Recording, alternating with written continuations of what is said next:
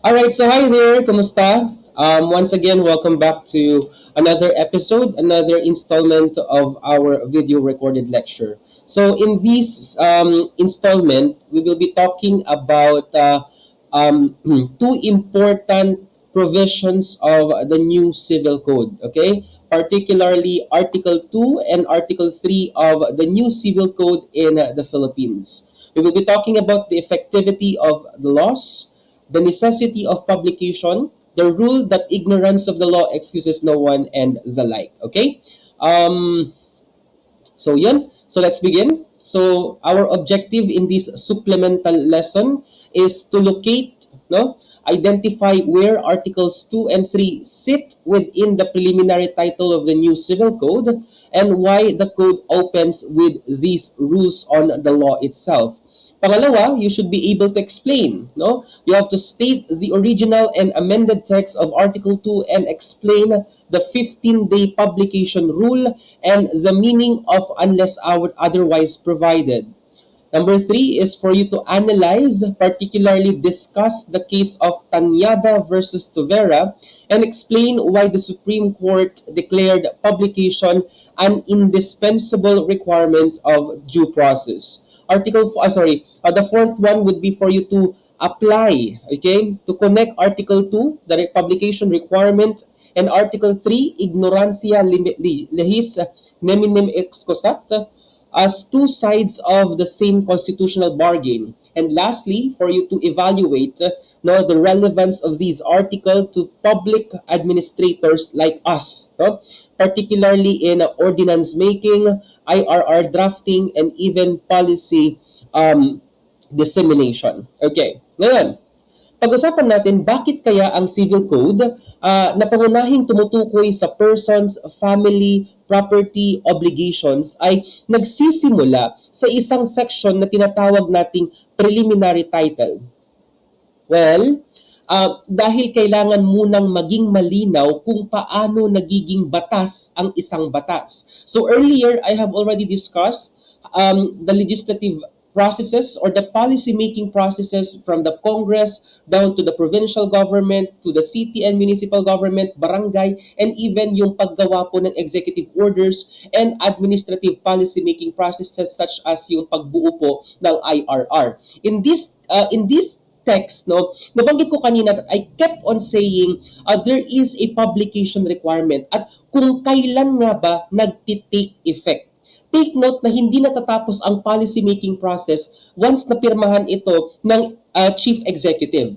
Take note na meron pa pong isang mahalagang elemento na kailangang ma-achieve, and that is the publication requirement.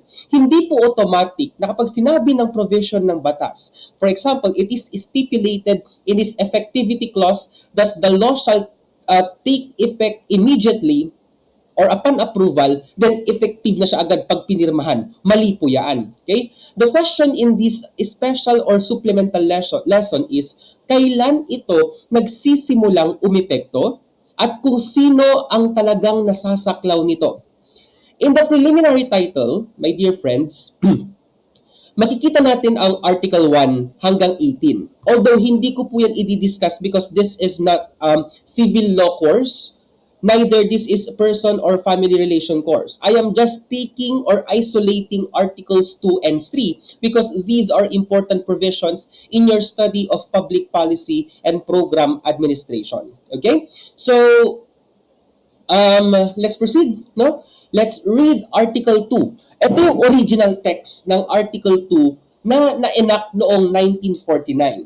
To wit, it says, laws shall take effect after 15 days following the completion of their publication in the official gazette unless it is otherwise provided. This code shall take effect 1 year after such publication. Noong 1949, yun yung nakalagay, no? Na exact words ng Civil Code ng Pilipinas, no? At there are two things, no, na nakapaloob po dito. Una, ang general rule, dapat ma-publish ang lahat ng mga batas sa official gazette ng Pilipinas, and at the same time, we need to wait for 15 days, no? bago ito maging effective. Maliban kung meron itong sariling takdang petsa. Yun yung sinasabing it is unless it is otherwise provided. If the law provides for the time frame, the schedule, the date of its effectivity.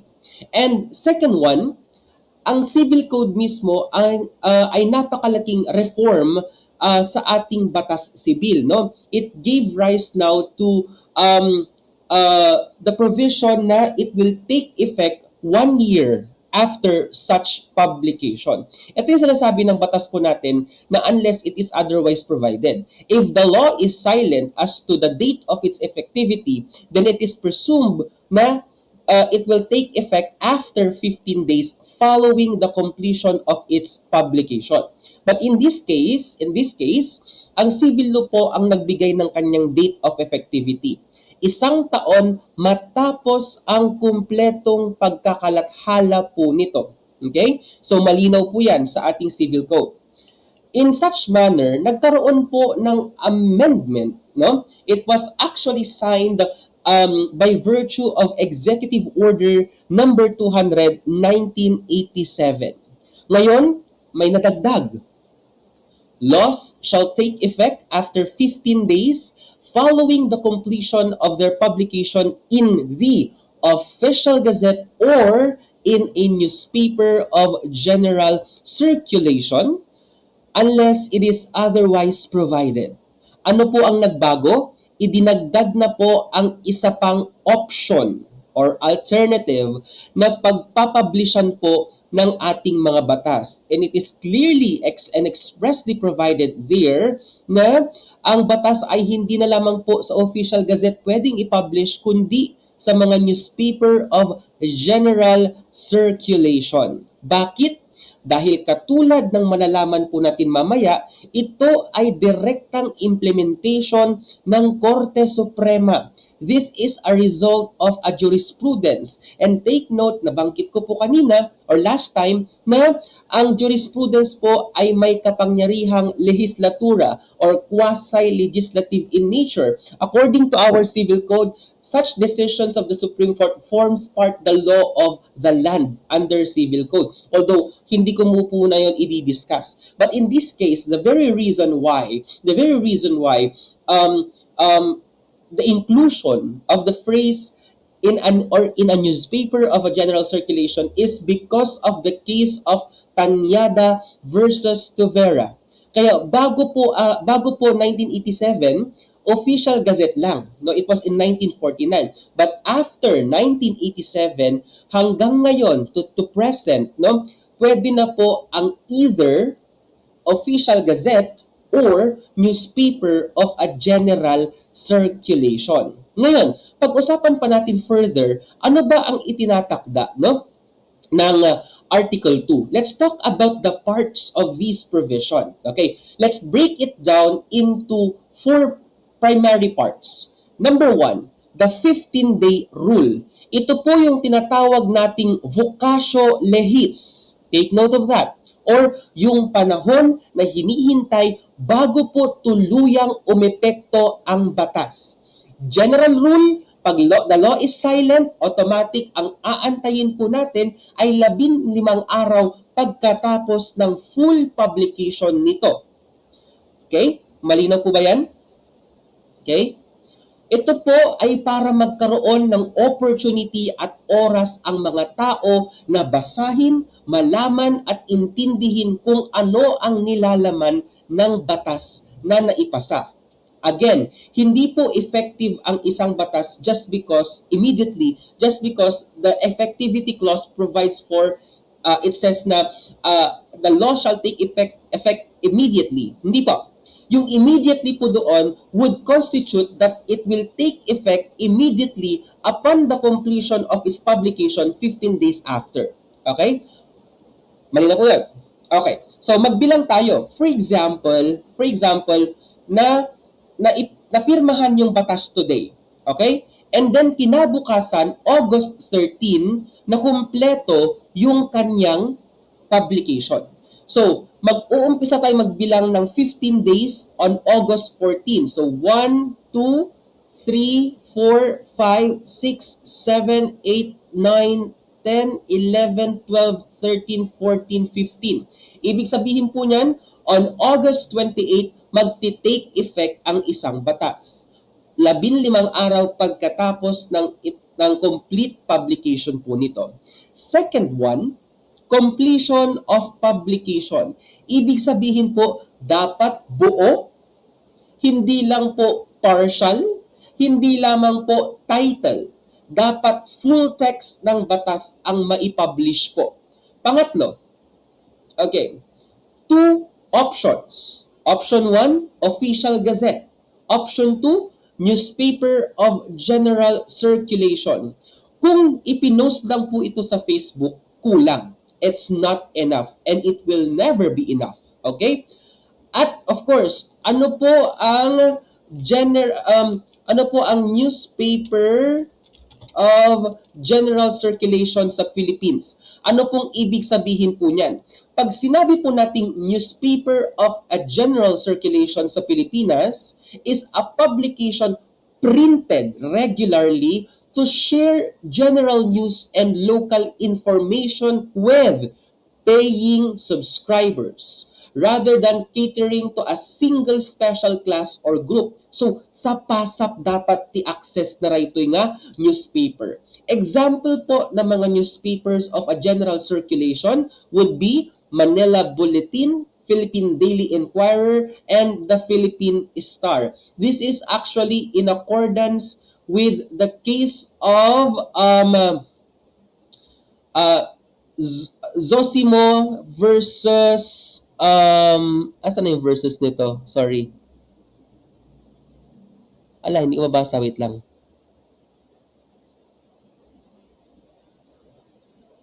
Versus Democrat Perez et al. Okay? Yun yung kaso po. Alright? So, ano po yung ibig sabihin natin ng newspaper of a general circulation? Please read the case of Basa versus Mercado and Fortune Motors versus Metropolitan Bank. No? A publication qualifies if it meets the following criteria. Kung ang pinili po ay newspaper of general circulation, dapat namimit po nito yung mga criteria. Number 1, as to content, it disseminates local news and general information to the public. Number 2, the audience must have at least a genuine list of paying subscribers and it is not restricted to a specific trade, class, race, or religious group. Number 2, ang schedule po ng kanilang pagpiprint ng mga newspaper on a daily basis or at least on a regular interval. Okay? So yun po, yung mga cases po natin. Ulitin ko lang po yung example ng mga newspapers of a general circulation. We have Manila Bulletin, Philippine Daily Inquirer, the Philippine Star, and even Manila Standard. So yun po yung mga examples po natin. Okay? At pang-apat po, ang phrase na unless otherwise provided, ibig sabihin po niyan, pwede pong magtakda ang batas ng sarili nitong petsa ng pagiging epektibo, pero, okay, at ang pinaka-importante dito, hindi nito pwedeng i-waive or tanggalin yung publication requirement. Ibig sabihin po nun, yung unless otherwise provided ay tumutukoy sa date of its effectivity but not for its publication. Malinaw po yan. Ngayon, bakit po napakahalaga at bakit po seryoso ang batas pagdating sa publication? Number 1, hindi ito basta-basta technical lamang just because the law wants or warrants it. Okay? This is a mechanism to ensure na just and fair ang buong sistema in order for us to secure the due process. Why? Okay. Due process kasi hindi maaaring parusahan ng Estado ang isang tao dahil sa paglabag sa isang batas na wala naman siyang totoong pagkakataong malaman.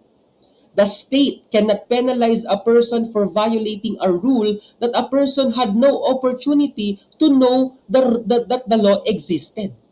Okay? Pangalawa, okay?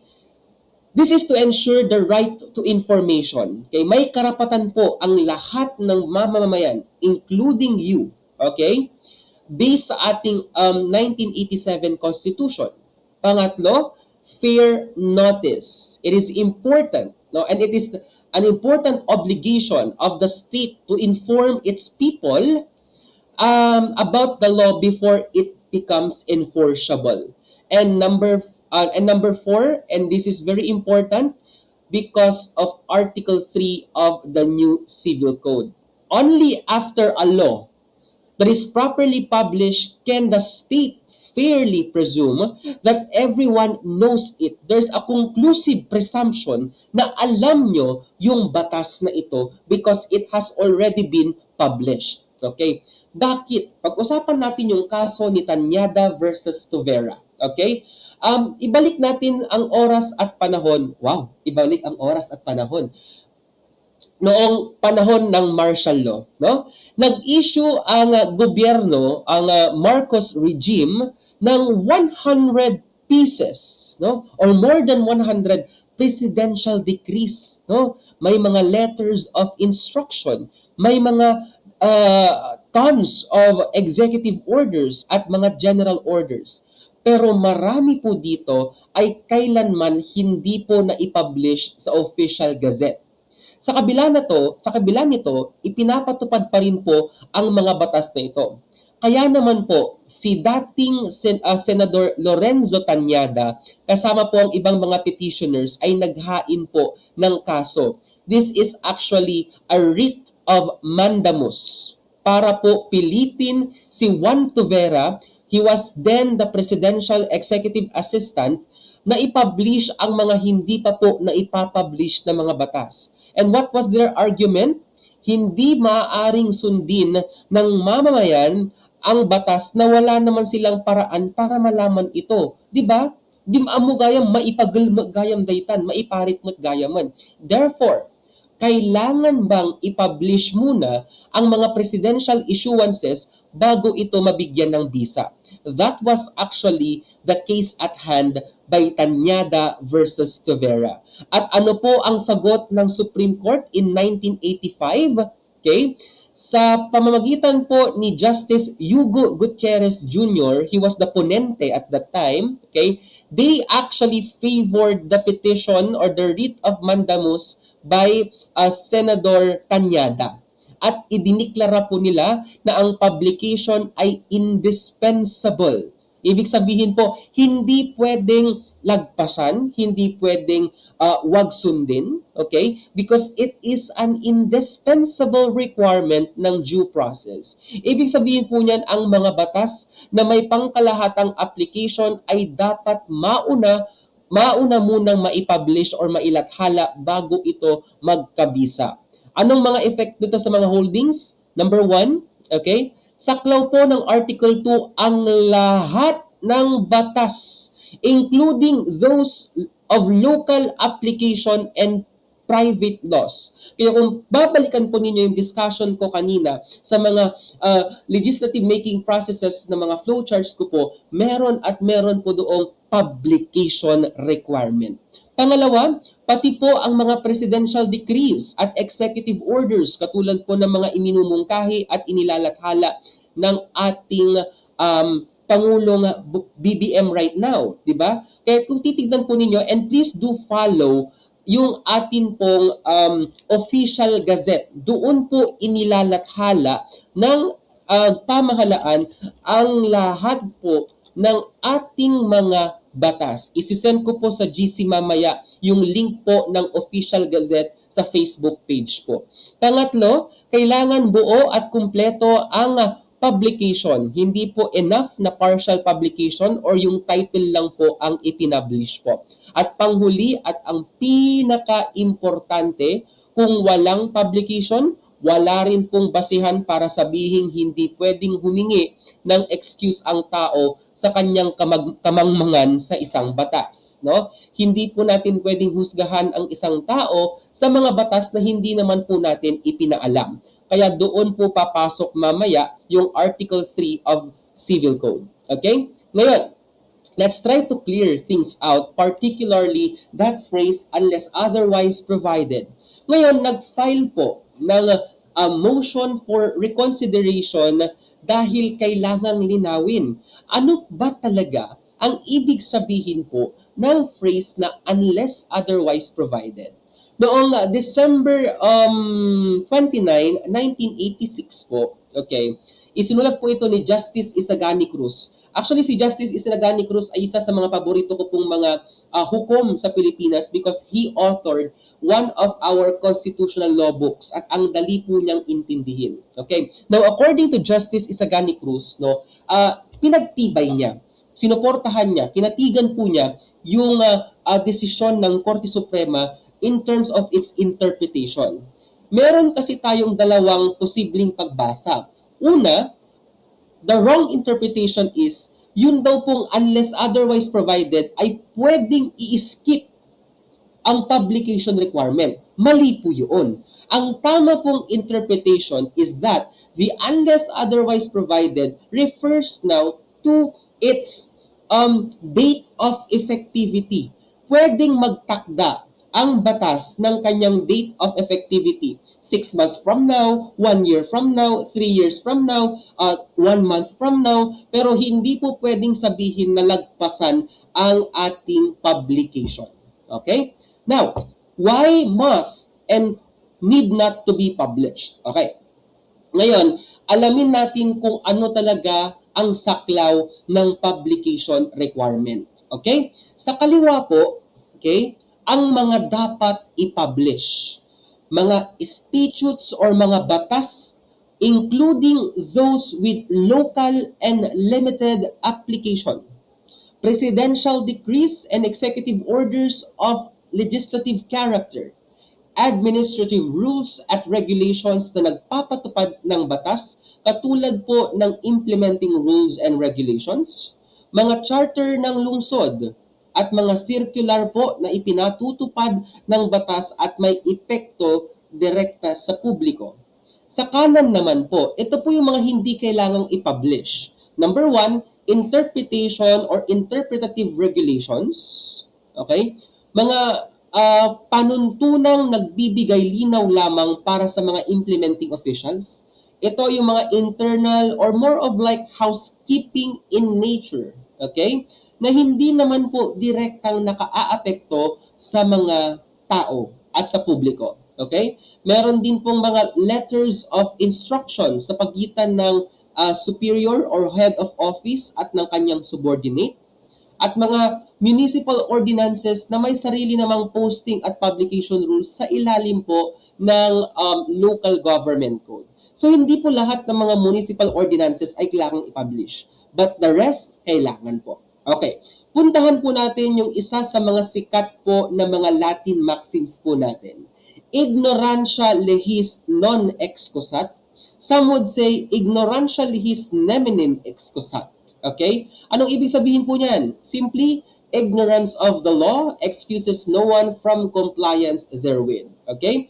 Ang ibig sabihin po nito, kapag ang isang batas ay wasto at maayos pong naipublish, ipinapalagay na alam ng mga tao ang bawat isa sa loob ng jurisdiction ng Pilipinas. Nabasa man po nila tao o hindi, ibig sabihin po, hindi mo pwedeng gamiting defense na di ko naman po alam kasi na bawal yun eh. No, mahalagang tandaan, it is conclusively presumed na dahil na-post, apat alam mo, nabasa mo man o hindi. Kasi the government has already done its part. Gawin mo naman yung part mo. Hindi lang subo ng subo sa pamahalaan, no? Kailangan pag may pinablish ang Philippine government, then read it as well. That is your part, that is your duty already. Okay? Ngayon, why the law refuses to excuse ignorance? Okay? Una, practical necessity. Kung papayagan natin yung ignorance or kamangmangan bilang excuse, ang dali na po para sa ibang mga tao na takasan ang batas. Lahat na lang rason, dikmat gamin ammo. Di ba? Lalo kanyayo ko makas pangarigan, dikmat ammo nga dapat ang uniform gaya man, etc. etc.